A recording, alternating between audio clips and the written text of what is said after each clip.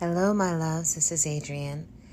I just had a conversation with Hala Alyan on Instagram Live that, she and I talked months ago about endurance, and now we wanted to check back in on that. And also, I wanted to just get to touch base with a Palestinian about how it feels to be in this electoral moment where people are speaking about the election and not really including Palestine as an issue in the process, and just how that feels, how it feels to be in these conversations, what poetry does when nothing else will do, uh, and just checking on each other. We both share poems in this, and it felt really good to move through. At the end of the conversation, we both were like grateful for it. So sharing it with you all from that place. And I hope it gives you some space and solace. All right. Love y'all. Oh, hi. It's good to see your face. I was just going to say, it's good to see your face. I miss you. Hi. I miss you too. How are you? Hi. I'm grounded right now. I feel really like it's very, very hot, and it was like a massive storm all weekend. And so I've been like in the storm, listening to rain, went out, and I keep going out and like doing yoga in the rain and then just sitting there and crying. It's really helpful. It's just like, oh, this is what I need to do. I need a storm. I need to release. To like wash I need some to stuff like away. Yeah. Move. And then I've just been taking really excellent care of myself. Like trying to drink a lot of water. I'm learning to lift some weights. Girl, I'm always out here telling you to drink water, and I'm always going around. I'm like, I mean, it's really like a group effort to get me to drink water. I feel like half of my texts to you are like, babes. Have you drink water today? No, go drink some water. Yeah. That's where our love began. How today? I sort of had a chaotic morning, but I feel like more. We were going to start this 15 minutes earlier, and I'm glad I took that like time to. I got some tea, got some water that I didn't drink, and like kind of set up the room. Yeah, like I'm feeling a little bit more in this space. Yeah, in this body. Yeah. Well, why don't we take a moment with each other to, when we first came on and were in conversation with each other, it was so early on actually in this journey, and and we were talking then about endurance. I was just thinking about that yesterday, where it's like it was like 4 weeks into it. Yeah. And we were like, we gotta have a serious conversation about endurance and capacity building. And exactly. And so here we are. And let's just drop in. I think what I want us to do is take a moment and just a lot of life has been lost in that window of time since we started this conversation till now. So I want to ask people to just take a moment, get your feet on the ground or get your body, maybe it's your ass in the chair, whatever part of you is like connecting to gravity. Really let yourself feel that connection and give maybe more of yourself to that connection. So give a little bit more of your weight to the earth. Remembering that all of us give our weight back to the earth.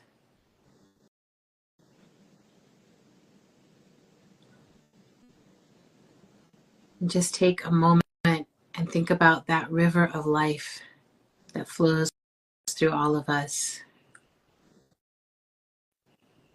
And that river of spirit that flows through all of us, that connects us. It connects us, it goes back along the lines of all of our ancestors. It goes back before we can remember, before anyone was documenting anything. Life has been moving towards life for so long, and it always connects us. when we lose a ton of life at the same time, if we lose a ton of life in unjust ways, we really feel that because we're all connected to it.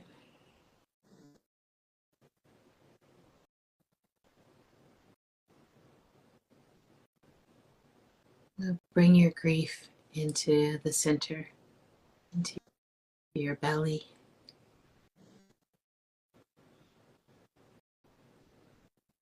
And in spite of all efforts and all education, and in spite of so many actions and so much resistance, we've still lost so many loved ones.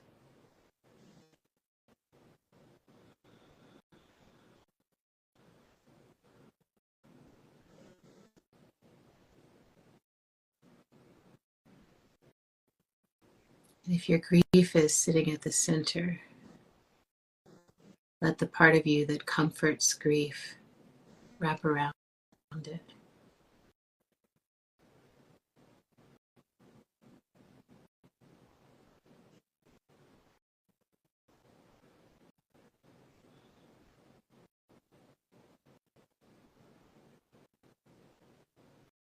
Let the part of you that already understands everything hold the part of you that has so many questions.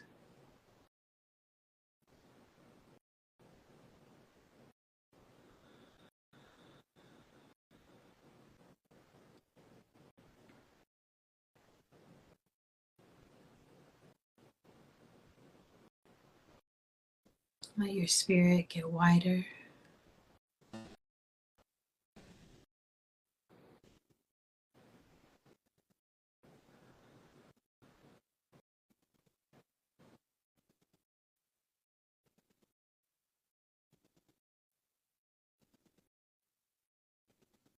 Trust that your grief is the right reaction, however it's showing up.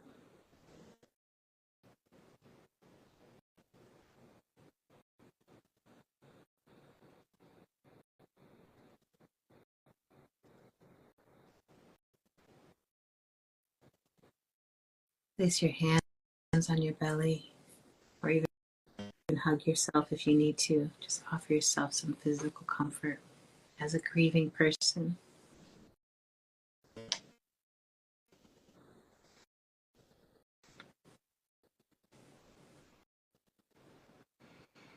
You can keep your eyes closed or you can let them drift open. I'm going to share a draft of a poem now, and you can receive it as further meditation or as something else. You are flailing, baby. You think you are far now from anything. Your fear, so big, so small, so late, fooling you into constant spring, as if what's ahead is one long day, bliss or hell. Now you keep trying to distribute blame, but I see it in your eyes. You think things can stay the same. That's your violence. Kiss your forehead to mine. I want to give you all I've ever learned. Root revolution right where you are. Not the war of it, but the tree, reaching under the earth for water and finding love. Revolution is saying yes to God in spite of her many mistakes, trusting the daily divinity that there is a miracle in the garden every time, and it is proof what we have been told cannot be true. There's always more basil than we can eat, more strawberries in a summer, in a year. The earth tells us every season how steady her love can be. Feel for the next front line. It might be an impossible discomfort inside you, a fear of sacrifice or irrelevance, a task too mundane for the hero. Leap for that lowest labor, serve somebody, shine on some shadow. Dream of the moment you're about to live. How would a revolutionary breathe in there? Inhale that deeply and trust what the body exhales. And in the face of mass delusion, what would the revolutionary say? Scream that. And what life did you always think you would live? Live it now. This is our time to become the next sun, the next star, the next garden, the next opening, the portal to that holy land, that shared world, the seeds of which we sow each time we love a stranger. Yes. Beautiful, beautiful, You, my beautiful. love. The sound is gone. The sound is gone. But I have sound. I have sound. Okay. Instagram will figure this out. Yeah. I'm like, every single time I've come on here now, Is there something with the a sound? whole different situation with sound and other things. I will post the poem, draft somewhere, but mostly it's interesting. Hala, I have to be honest. I'm always like, when you take a baby to swim, first time and they're I like do going under, actually. coming up. Yeah, Yeah. right. They're like, whoa, whoa, whoa. Yeah. I always feel a little like that when I'm like, I'm going to read poems around Hala. I always feel a little bit like, oh No. my God. Oh my God. I'm No, my head in the water. But that was right. stunning. But that's the practice for me, the practice that I feel like you're engaging us in and that I feel most at home in right now is when I'm talking to a poet, sharing a poem, listening to a poem. Like, I think poetry is the only container big enough for everything that's happening right now. So poetry has been like a massive part of my endurance practice. Yeah. Has reading it been as well? Yes. Oh, so it's been kind of like both making and taking it. Making and taking. It's like, I noticed that like when I'm moving through the internet right now, it's like when I come across a poem, I'm like, right. Yeah. Like, and there's certain poets, Worston Shire, Seher Hamad, yourself, Bosia. There's other folks where I'm like, like Shami Ali, like you're moving it through a poem that helps me so much to then remember like, oh, right. And June Jordan and Lucille Clifton and like being like, oh, right. Like we've known and we've been able to work and move this way. And, the poetic strategist, Alexis Pauline Gumbs and folks who, I'm a poet and also I'm in these streets, like it's really just, for me, that's been a major part of how I see, it always reminds me like, oh, this is not the beginning or the end. I think there's something about feeling like, I mean, your poem calls upon that, right? Like I think what you just read, that there's always more basil than we can eat. And like the earth knows what it's there is, for me, anything that reminds me that I am connected to a lineage and connected to something to quote you, that has neither beginning nor an end. It's one of the like few moments of genuine rest and ease that I have. Is when I'm like, this is a speck, a moment, Yeah. And that people have been grappling through poetry and through art and through making, just like since we started making, you know what I mean? Like, since things started happening. I mean, and I think there's something in that I find very, it really puts something in my nervous system at ease. Yes, it really helps. And it helps to remind me that like, no matter how someone might try to misinterpret my words, right? Because poetry is it's an act of interpretation. Yeah. But I'm like, oh, like I can feel the love in the poems I read, and I can trust that people are finding the love in the poems I'm writing and also living. I'm trying to live my whole life as this poem of, that like moves us inside to a different place. And I do feel like, the questions I have these questions on endurance that I wanted to talk to you about, because I'm like, oh, if I didn't have poetry, I don't know how I would endure. I actually am like, if poetry doesn't move through people, I've been so curious. I'm like, how are you doing? Like, how do you, how are people sustaining? How are people sustaining themselves? I know. Sustain, right? So I wanted to say, first of all, I wrote this note that I was like, I've started to do some strength training. And so I'm learning about endurance as a physical activity, because I was really like, I don't do a lot of endurance physicality. Like right? Like I'm a swimmer and I love swimming. And so it lasts a long time, but it doesn't feel like endurance because I'm just like, I am swimming, like it's so good. I'm not swimming because I have to get anywhere. I'm just like, I love doing this and I want to. But if someone puts a huge weight in my hands that I've got to sustain and hold it up, different thing of the body. such a different thing. And so I'm like, the body starts to shake, and it's like I have to somewhere source something and try and listen to my body. Like, when is the shaking gonna break, and when is it like this is strength building? And so I feel like we're in that place where we're shaking, and it feels like I don't know how we're gonna do this, but then we're part of a global movement that is like sustaining. And so it's like we're all enduring and having to, I see people staggering and enduring and staggering and enduring. So I wanted to ask you, and I'll share thoughts on this too, but how are your endurance practices going? And if something has changed, or if things keep changing in your endurance practice, what's changing, or how has it changed you? I mean, I think like my endurance practice has faltered tremendously at various moments. And I think that that's like the most honest way I can answer it is like, I think that it has been a continuous forgetting and remembering and like setting it down, picking it back up. And also the things that were like building, like it helping me engage in that strength building in, November are not necessarily the things that are helping now, So I think there's something in also the evolution of what one needs to be able to continue to build capacity.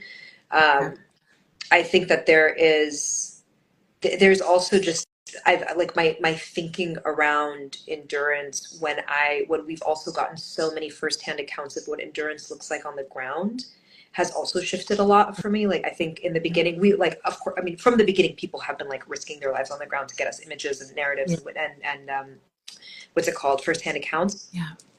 But I think 9 months out, it's become a different. The archive, so to speak, is at a much the volume of it is at a much larger is much larger than it was, and so I think there's something in I somewhere like around month 3 or 4, which is just like an atrocious sentence, but like somewhere around month 3 or 4, I remember starting to be like, okay, any endurance or capacity that is being witnessed or being displayed diasporically or through allyship is like a direct testimony to the endurance that's being displayed on the ground. Like it's directly in connection to that, and like in paying homage to that, and so I think like that has been, in some ways, that's been a big part of for me, the practice is sort of being like, look, I have the immense privilege of stepping in and out, or staggering like you're talking about, or turning away, or taking an afternoon or a day off the phone or whatever, so it's like that, to be like just kind of being aware of that has been one of the things that's helped me return, and like continue to make this sort of choice to return, is knowing that it's a choice, and like that, I think there's something very humbling in that just that awareness.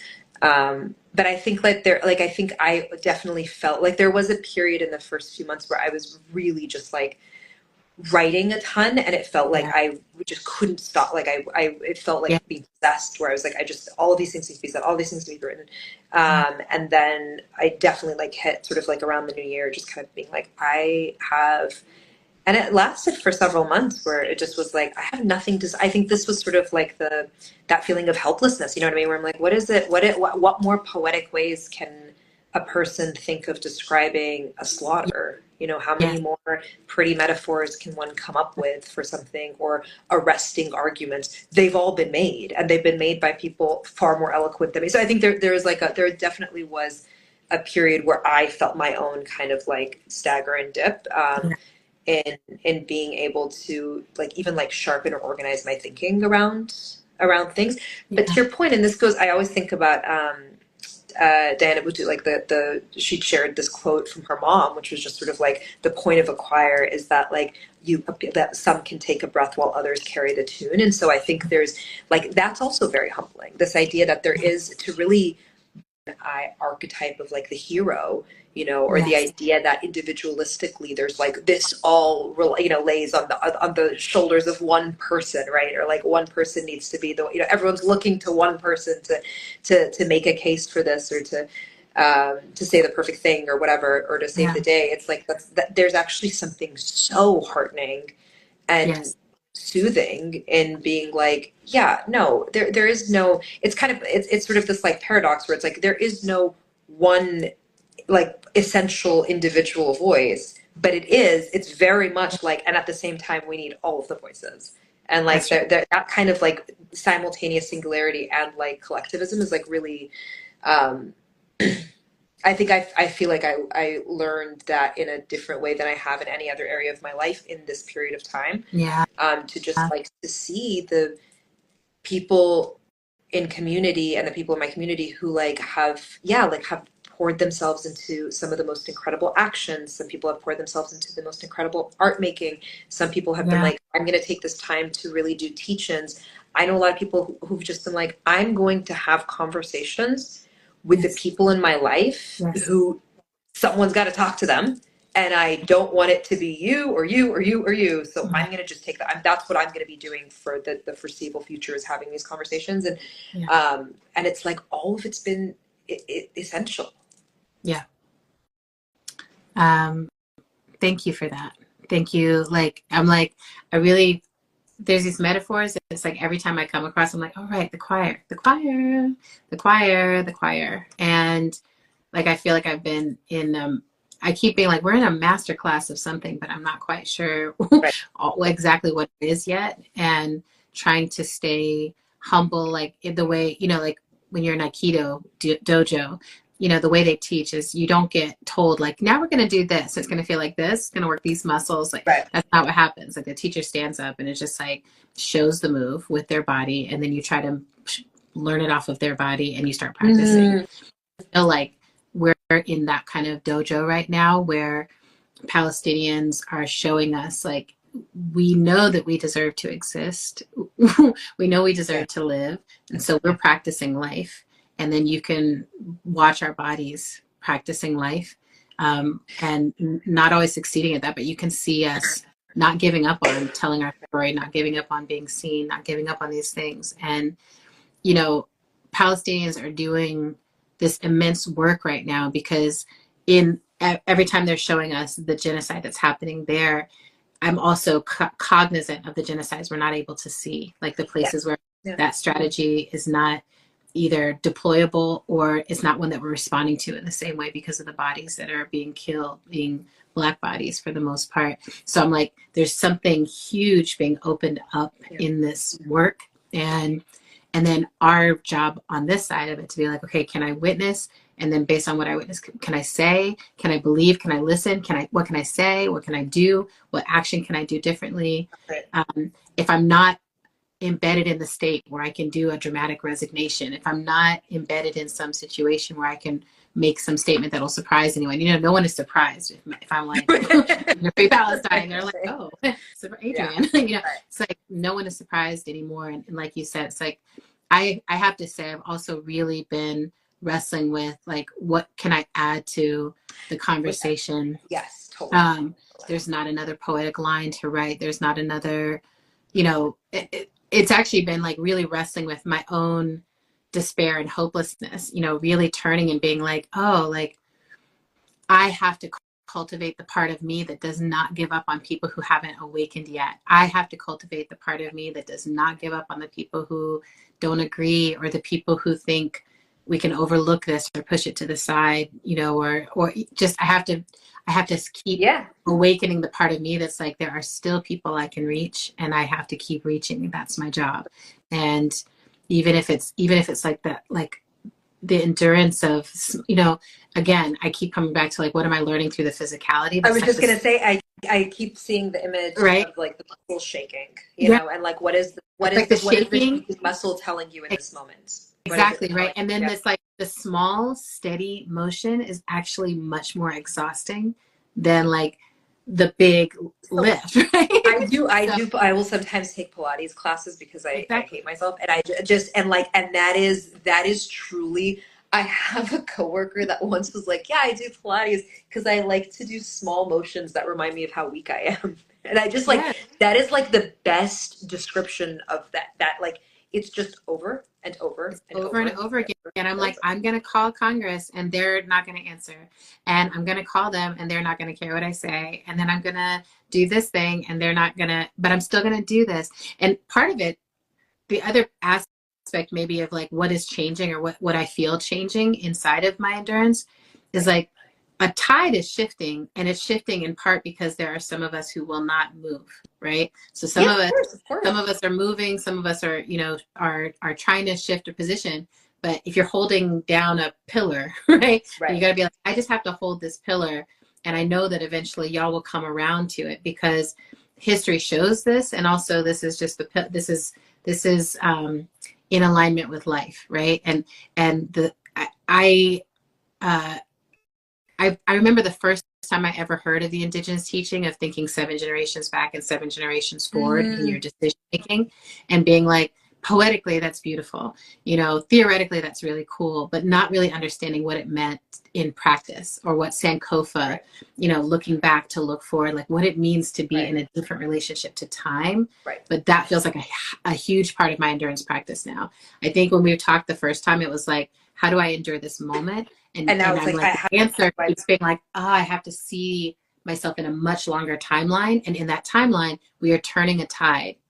well, and also it's like, how do I endure this moment? It's like, how do I place this moment within history and within an imagined future? Because I think the thing you're saying about like the kind of that for you, it's turning to the part of yourself that has sort of this hopelessness, and asking, how do I not give up? Like, how do I awaken up the part that like doesn't give up on people? For me, it's a lot of like, how do I awaken the part that doesn't give up on the like imagined vision of freedom? Yes. You know what I mean? Kind of like that like, how do I like do not set down that vision, you know, because that vision is so crucial. Like you have to, I always come back to this idea of like, you have to be able to like speak something before you act it. You know, you have to be able to see something before you speak it. Like you have to, like there is this way in which like it kind of begins with that. And this like even more, again, beautiful conceptual idea, but hard to drop into, that like one is already free, that it's already free. You know, like I think that part is the like, long view every now and then. And I think, and I was going to say, and I think the 7 back and the 7 forward actually does help with that. It helps.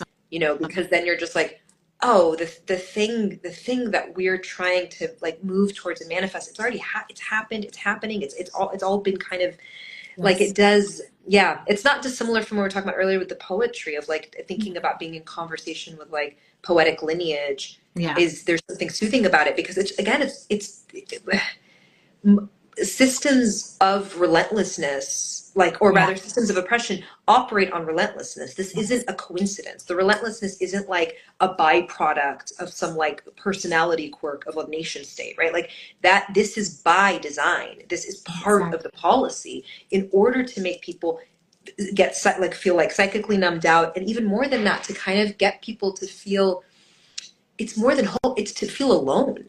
It's to feel like they are not in connection with each other. They are not in community with each other. That your cute little belief in freedom is actually like, maybe it's time to grow up. Maybe it's not really going to happen. You're pretty isolated in that vision. That's not really something that's going to be able to manifest. Like it operates on isolation more than anything else. Exactly. They're like, be realistic, honey. And so then when you counter that with you counter that with like, no, I belong to something larger than myself, and I always have, and people always have. And this moment does. And, you know, and to your point of like, and the genocides that aren't being televised, like this idea of like, and these movements of solidarity and these movements of freedom seeking are all in conversation with each other, and all, you belong to a larger tradition of this.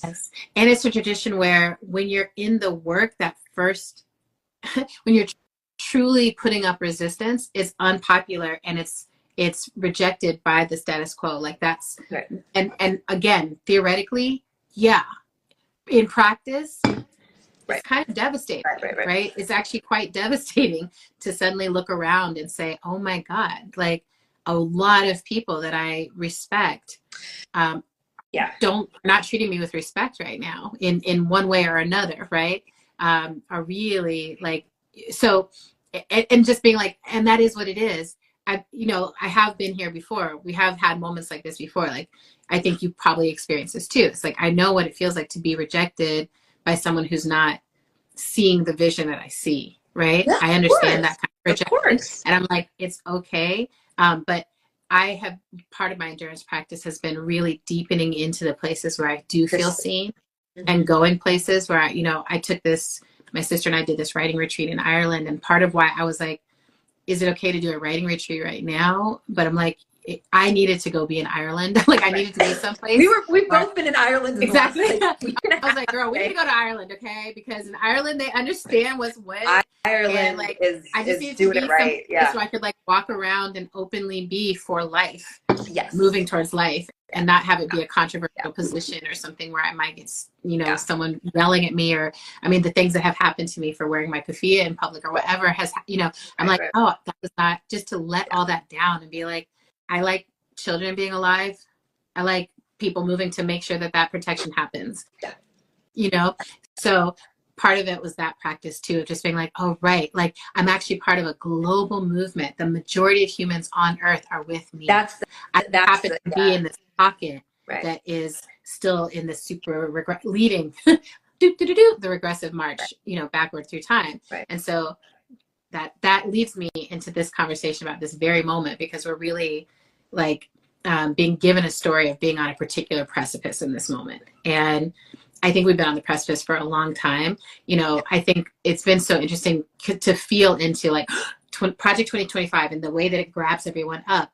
And for me, as someone who's been like, well, I've been aware of electoral work for many, many years, many election cycles now. And I remember back in like the 2003, 2004 election, someone laying out like, here's where the radical right is heading. This is what they're interested in. And it was all the things that are happening. And Project 2025, that's the end of it, right? This is everything we want to have by 2025, all of which has been already unfolding. It's already in kind of places, So, but that fear tactic, that like terror, will terrorize them into status quo behavior. So now it's like this huge swirl, right? I wanted to ask you, because I know how frustrating it feels for me as a non-Palestinian who's voting in the U.S., right? But I want to ask you, as a Palestinian who's here in the U.S., navigating these electoral waters where it feels like people want to talk about everything but the genocide as factors that are determining what's going to happen. And it's extremely frustrating to be like, oh, there's like a bajillion op-eds written about like the mental fitness of a candidate, as there should be, but like not these like the unthinkable amount of like slaughtered children and massacred families and eradicated bloodlines. And I mean, I think it's very frustrating. I also think there's just this like tendency, and this isn't the first election cycle that it happens, to really like threaten communities that have already endured violence with more violence to get them in line. And like the people that are doing that threat are doing it sort of in this like, in what they think are kind of like liberal, like soft tones, to be like, but don't you understand, it'll be so much worse. Like I think there's something in that where I'm like, at the core of that is another threat. Yes. Like people don't hear themselves, and I think, and just always kind of this like, it's like every few years it's the same, it's the same thing where it's like there's just this frenetic panicked energy, and it's kind of like, well, it's gonna be it's the black and brown voters, they're the ones we gotta, but just like buy us more time, we're gonna do this, and I think it's a very frustrating moment. It's a very frustrating moment, and it's like very painful to watch. And it's, I think, to not even be speaking of it, to not even be like bringing Palestine, bringing Gaza into it, with all of like the talking heads and all the discourse and all the op-eds and all the, I mean, again, it's like the ultimate, at this point, like the project of dehumanization has been so successful that I think it's like this has been so normalized that it's become kind of like for, in a lot of spaces, and that's again by design. That didn't just happen. That happened because a lot of people very consciously and very methodically made it so. But to have it not even really be part of the discourse is yet another erasure. Where you're like, even in death cure rate, like even the death is like it's Yeah. and to now today with the last couple of days, like Yes. the news coming out of the numbers, you know what I mean, and like actually the numbers are like not just are like vastly underreported in all likelihood, to just be like, wow, like even the number of dead like are Yeah. not, you know, it's just Yeah. yeah, I don't know. I mean, you as someone who I think has been quite involved, I think when it comes to voting and electoral cycles and stuff like that, like, do you, how is it feeling to witness this right now? Yeah. I mean, I think part of it, you know, one of the things I'm always trying to figure out is like, what is the appropriate urgency? What is the appropriate reaction? What is the appropriate response? And I think part of what's been frustrating to me for years is this dismissal of the convention as a process. So, you know, I grew up inside of a politic where it's like, yeah, like people campaign and then you campaign, and then you get to the convention and a decision is made at the convention. And we've really moved away from that. So it's like now the campaign starts 2 years ahead of time. And then by now we've already decided there hasn't actually been a convention. And, you know, and I think I saw something where Biden was like, well, yeah, come at me at the convention. And I was like, yeah, good. People, that feels righteous to me. Like that feels like a correct. I think looking at what's just happening in France and the UK is helpful in that regard, because this idea of like, we don't have enough time. But I'm like, we live in a 24-hour news cycle. We have enough time for anything that we want to happen if we all decide we want it to happen.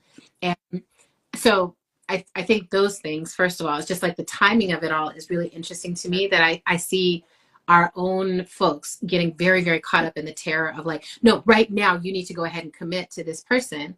And I'm like, nothing, like even, so I was like, even if I could turn off the part of my mind that has spent the last 9 months, like even if it were possible to, like if it was possible for me to say, I have not come to this person and said, can we stop killing children? And that person said, fuck you, for 9 months straight. Like even if that hadn't happened, which it absolutely has, but even if that hadn't happened, if I was just, you know, I said this on some Instagram live, but I was like, if a friend of mine acted the way that he has been acting, not just at the debate, but multiple times over the past 2 years, if a friend was acting like that and then wanted to drive my car somewhere, I'd be like, no, give me the keys. Like no longer a thing of where I'm like, and I'm like, I don't think I'm being ageist. You know, I'm like, I'm always willing to be checked on these things because I'm only 45. And I know that my thoughts on age change all the time. Sure. But my parents are in their 70s. My grandmother's in her 90s. And they're all super coherent, super have their marbles together, super fast, super sharp. Like I know people of all ages who would be able to be very coherent in this moment. I also think the thing that's frustrating is that there's this weird thing that happens where people are like, oh, that's not going to work. Let's go to the third parties that we haven't built up this entire 4 years and now expect like one of them to be able to to be able to pull off this like miracle, or to be able to just explore that. And so I always feel like this bind, right? Because I'm like, the time for exploration and the time for building up our third party power are in all the interim elections. And we need to be building that up from the ground up. So I always feel this dance, right? What I think would be most useful right now is I would love for us to do something like what just has happened in France, where it's like people are like, what are France is like a really, France is a really good model, because it's like, what is an you know, I keep thinking of like, what is the sort of unlikely alliance that actually gives us the widest breadth of a chance? So I'm like, I think that we could create a ticket, and like, I'm prone to an all women's ticket, but I think we could actually create a ticket that goes from a righteous left, a real left, through to what we have now. Right? And I think that we, you know, like, I'm like, I think we should be trying to pull not all central people, but central women, because I think centrist women are still like in touch with the fact that they have wombs. And I think I've seen more like starting to have question and just being like, wait, you're actually taking away everything. I'm like, well, I was just gonna say also, when you come for something that matters individualistically for people in an individualistic culture, right? That's when you see the shift. Yeah, because I think a lot because of we're not bred to think collectively in this country. We're not bred to think like, oh, if someone comes for you, they're actually essentially coming for me. You know, like we're not bred to think that way. We're not. But I think that you know, I keep having that thought of like, I wish that there was some imagination at play where people are like, oh, like if we really want to engage third party, like we could do a combination ticket, or we could do something else that's wider. And I actually think that if we, that this is also the thing that happens to me where I'm like talking to people and they're like, yeah, we cannot risk authoritarianism. So I'm like, so put all our eggs in the basket that has just shown it has 5 holes in it. Like, I'm not that way with my eggs. That's not how I work with my eggs, my future eggs, right? Also, like an egg. I mean, it's also like put it in the. I mean, yeah, it's also like in the basket that has already shown that it did not respond to its constituents, and right? I think, and to the constituents that democratically elected. Who have said, that's part of the problem too. Yeah, I revisited this book, The Purpose of Power by Alicia Garza, and one of the things it talks about is like we're always thinking about who can we organize, who can we organize. And I think that, in this moment, Black women are going to do what needs to be done for the Democrats. Like they always do. We always do. Like it always, in the end, we always come through. Yeah. And I always say like that, I don't question that. But I do think we are in this moment where we don't actually have an option right now of someone who's organizable on this issue. That would be really helpful to have somewhere in the mix. But I keep sort of stepping back and being like, this is part of why I want to bring on some people who think about elections. Like I think about elections now. I've stepped back from the organizing part of it. I'm just really trying to understand it, like as a citizen, as a writer. Yeah. But I do want to bring on a few people. I've got friends who work at the Working Families Party. I really trust their thinking. I really trust like the strategies they've been trying to move for growing a third party that is a legitimate offer inside of this current condition. Right. Movement for Black Lives is having some good conversations with Working Families Party. So I'm going to be bringing on a few people just to give a little widening of perspective of like what's possible right now. And I'm even trying to do some unlikely listening and unlikely learning. Like I keep pointing people, I'm like, Ezra Klein did an episode on what it could look like for this to be a convention decision. And like, he's not someone we're all looking at as like on our side all the time. Right. But he is thinking about these things, and he's it's like turning to the ideas more than the individual. Right? Where I'm like, if we need a broad alliance, because I think that's the thing, it's like I have people sliding in my DMs and my text messages and all these places being like, but Adrienne, like, but we really can't be single issue voting. Like, but Adrienne, like we really, and I'm like, I totally hear you. I'm not the queen of any of these decisions. I don't get to be the person who does that. But what I can offer is we haven't figured it out yet. And those of us who are trying to stop genocide from happening are not a dismissible number. Like when it comes to this electoral process, the number of people who are willing to vote uncommitted, that number should be engaged. And I think that it should be engaged in a strategy that can actually work in this election, So that's what I'm like looking for. Yeah, and I think, and also like really rethinking what we mean by single. I mean, because I think like I don't know that. Like I think that's also just like that's a very myopic perspective to consider this like a single issue. Yeah. Well, and I mean that also. I think this has been one of the ways that I've slowly started to understand. Like, if you think of everyone as we. Like I'm like, I think of Palestinians, right, as we, so that I'm like, for me, if there's a climate issue, a reproductive justice issue, there's an issue around global relationship and all these things. So I'm going to keep bringing folks on.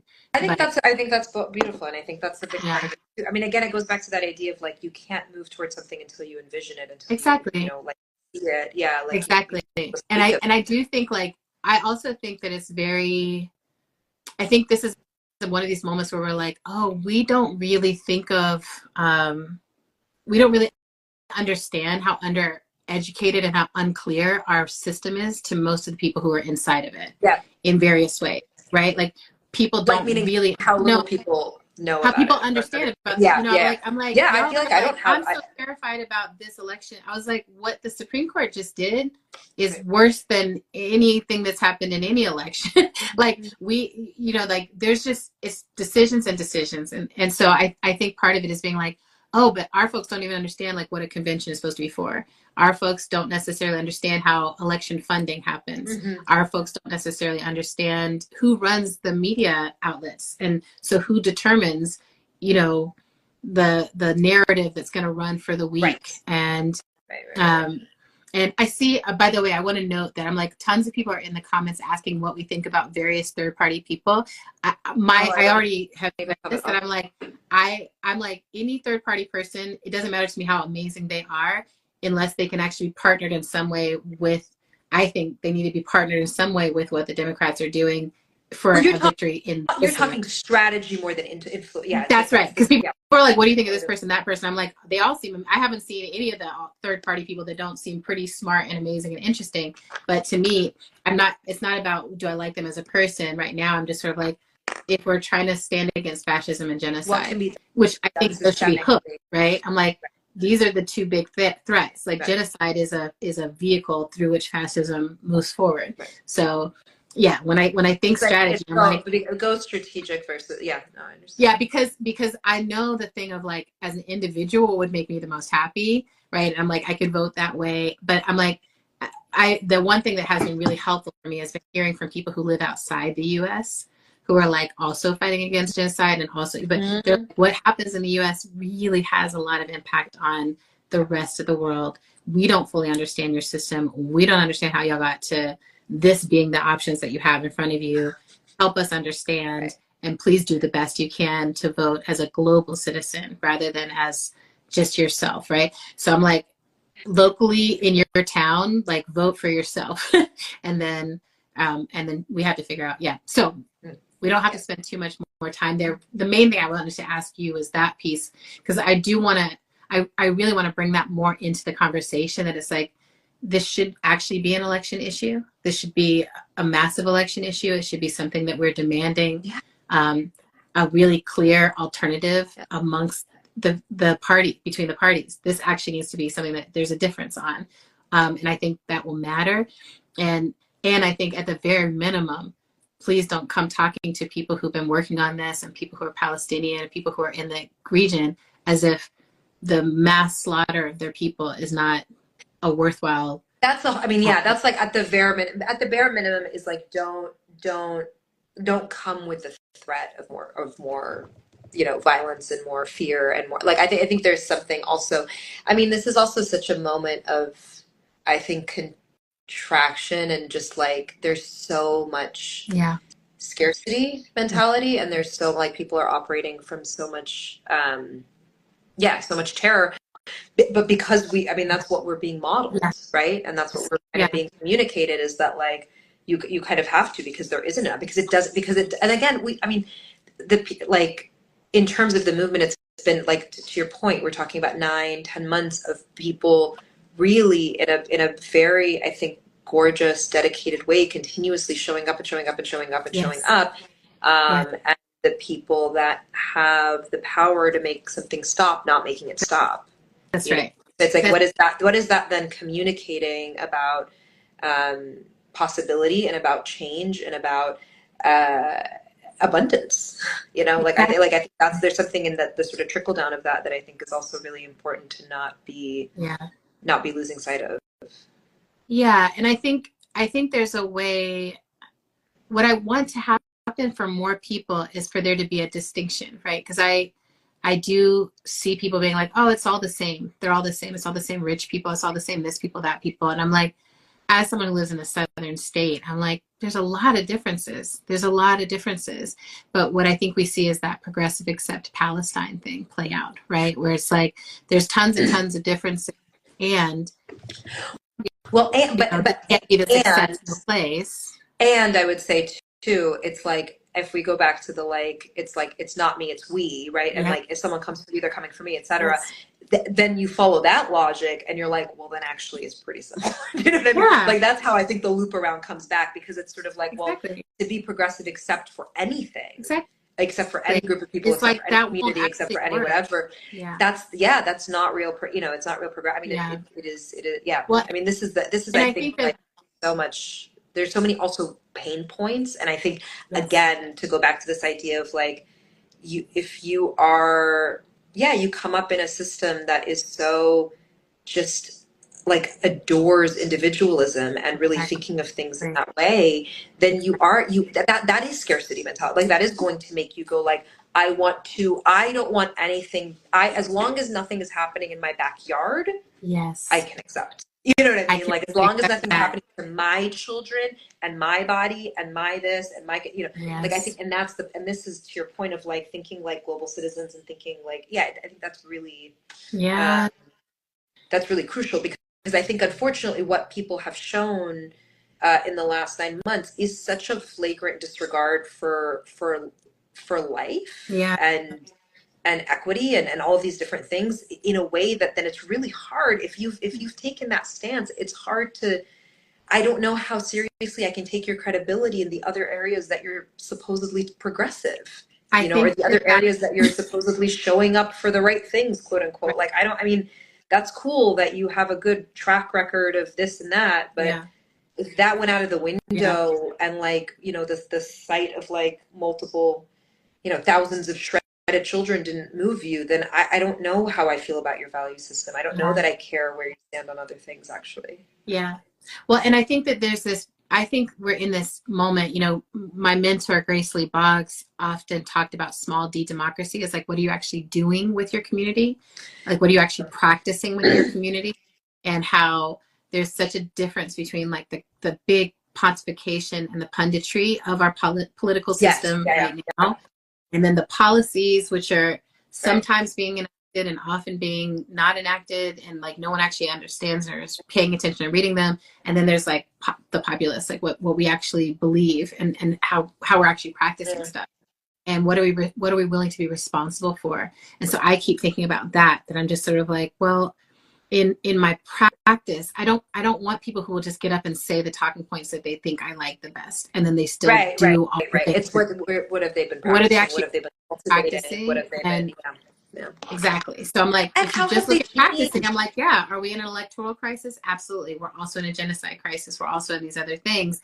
But the more aware we are and the more we generate and share that awareness with each other, Right. through our poetry, through our education, through our social media, through our familial conversations, whatever it is, the more we're actually paying attention to those things and actually being like, wait, we don't have to live in the scarcity world of pundits and wealthy people who are trying to take everything from us Right. and destroy the earth. Like, we can practice something else, and the more we practice that other thing, the more it becomes possible to grow that as a mass thing. And I do think this is this window where we're being asked, like, do you want to live in a world where this can happen and this is happening, or do you want a different world? And what is the fastest way to that different world? And that's why I'm like, show me these acts of imagination, Right. show me acts of possibility, show me acts of being in the real world. Because I think that's, Hala, I think you'll get this, but I'm like, there's a way that people are like, Adrian, get with the real world. And I'm like, no, you get with the real You get world. with the real world. I'm like, you get with the real world. Like, we're the ones out of step with the real world. Yeah. And we could. And again, I mean, this is like like the fantasy that I'm always holding on to is that like people model, people with tremendous power model changing their minds. Yes. Or being changed and being transformed and being moved and being like, I was wrong. Yeah, that's right.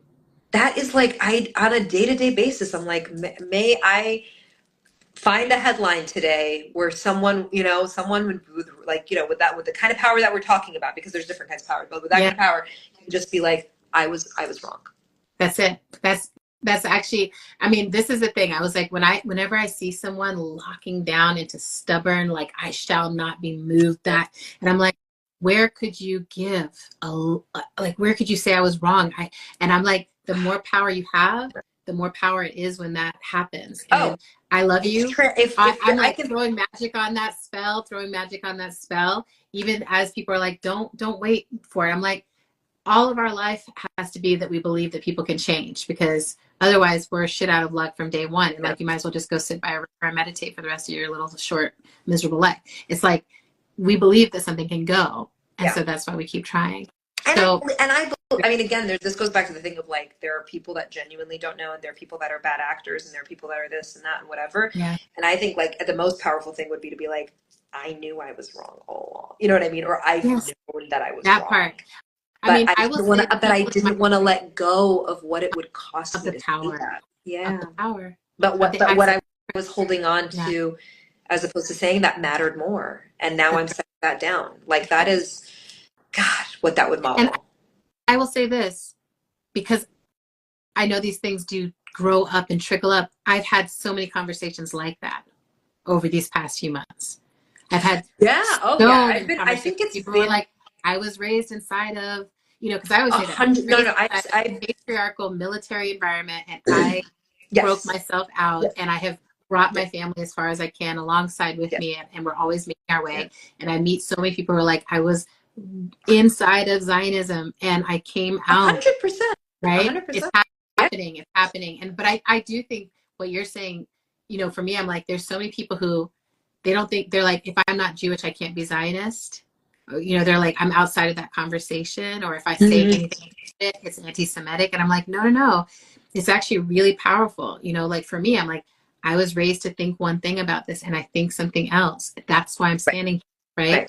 And it's okay to make, I think that invitation of like, it's okay to make those moves. I try to highlight those moves when people, Of I think course. my sister talks about that as like, being fugitive to your race, being, like really being like, oh, I'm going to jailbreak out of the mindset of this destructive scarcity. Yeah.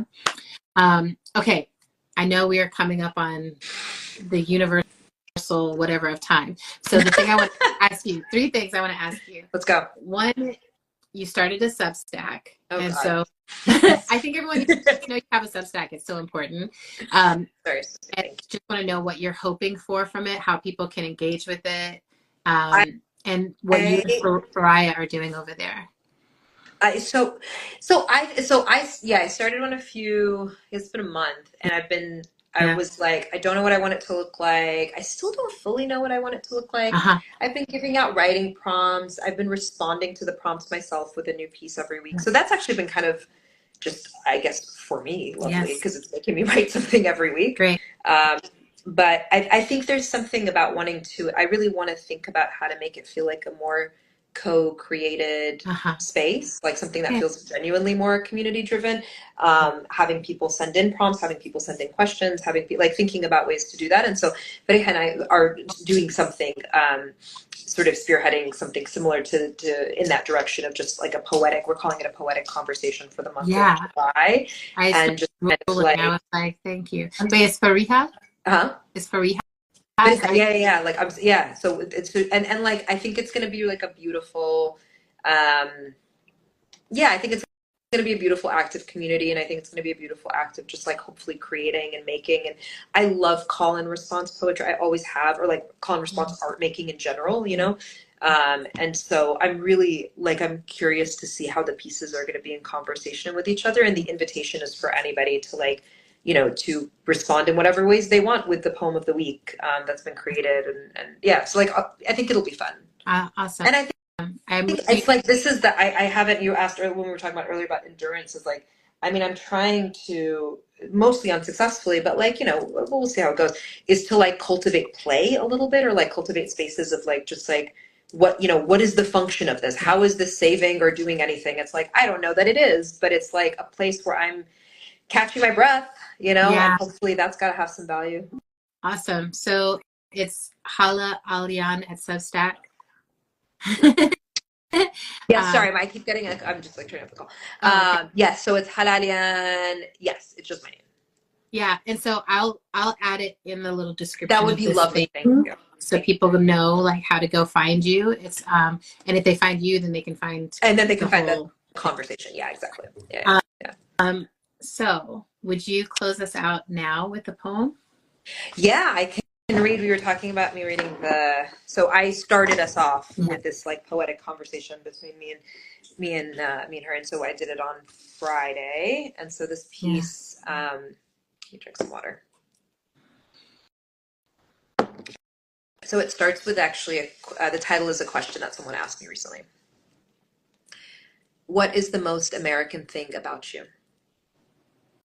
My mouth, my nerves, the 6 accents in my accent, the way I cross a street without looking twice, fill a suitcase without thinking twice, wake at dawn to nothing, the way I count a slaughter in months, 1, 2, 3, 4, my mouth, that I still believe it can get me out of trouble. How when a soldier asked, "Where are you from?" I said, here, then nowhere. And when that soldier touched my hair and said, "Who knows what you might be hiding in there?" I said yes, said sorry, said I got it from a woman. Don't worry, she's dead. You flooded her village. 5, 6, 7, 8. How many months are in a body? How many cradles are in a bloodline? A father walks the streets and says, "This is a child, this is a child, this is a child." My mouth, the way it makes confessions nobody asked for, the way it forgets the word for hasra, khayal, istislam, the way it's always telling a story. Once there was a man, a ring, a border shredded like paper. Once an army band wedding dresses and apples and pianos, and the children became memos, and the land flattened with noise, and Lorca says, "Nor is my house any longer my house." And Derwish says, "I forgot, like you, to die, and what do you call a photo op? What do you call water that nobody can drink? What is the most American thing about you?" My mouth, my loud, my dollar, how it goes from pocket to missile, lodges itself into a boy's rib, my river, my tree, my ring, how I still love the moon, even when drone, even when sorry, I think, how I still love the moon, even when drone, even when checkpoint, even when children eat, what do they eat? Oh, but the moon. Once it glowed in bed. Once I wore a ring and walked into a room of music. Once there was a ring. I'm sorry, forget the ring, forget the moon. A father walks the streets and says, "This is a country, this is a country, this is a country." In Manhattan, it's a new month. And before she dies, she doesn't die. Before she dies, she says, "Now the rest of you have to live." So we live and live and live. We gather in a church by a park to listen to the sound of her voice. We say, "This is living, right?" We say, "I love, I love, I love." Once a man said, "I will burn the English from your mouth," and what he meant was, "I am like you, dangerous and pretending not to be." Forget the man. I'm saying I want to be remade. In a Belfast terminal, in a 10,000 person march, in a bed in Greenpoint, to be touched until I forget my own name. Lorca says, "Just your hot heart." Derwish says, "I want from love only the beginning," so here is my American memory, short as a song. Here is my grandmother's sea, moving bright as gossip, visible from every window. O land of interruption, O road trip into the past, forget the past. I'm trying to say I have always loved a good interrogation. I'm trying to say they turned dresses into crimes.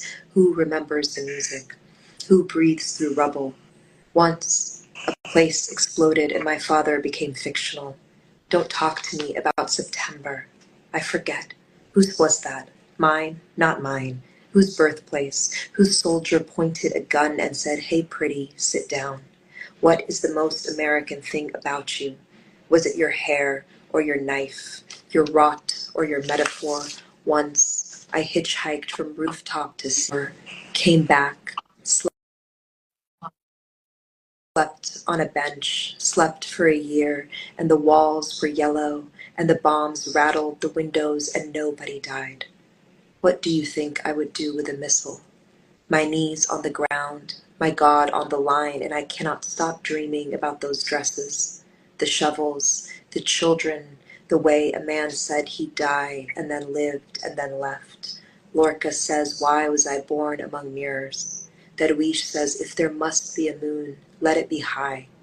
Once, my grandmother left a village, and they put a water park in its place. Once, I left my name in a man's mouth, and I think it might be time to go get it. Forget the moon. I'm saying I want to live. I want to hear her voice every morning. I want music. I want wine. I want the wrong accent, the wrong sea, the wrong hands on my throat. I want what I want, what I want. And this is the most American thing about me. I'm saying forget my hands. I am nowhere near a checkpoint.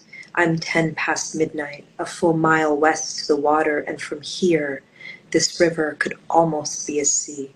This country could almost be a country, and how dare I speak of love? Where are the dresses now?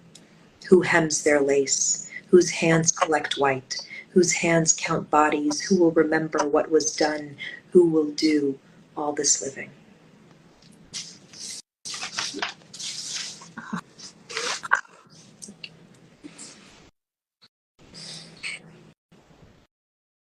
There's no one like you. Thank you, Hala. Thank you, Thank you so much. Thank you. I really don't have words. I don't. I can't start crying. I love you. I know. I'm just like, I know. I'm sorry. Like I think we should let it in there. I think that's it.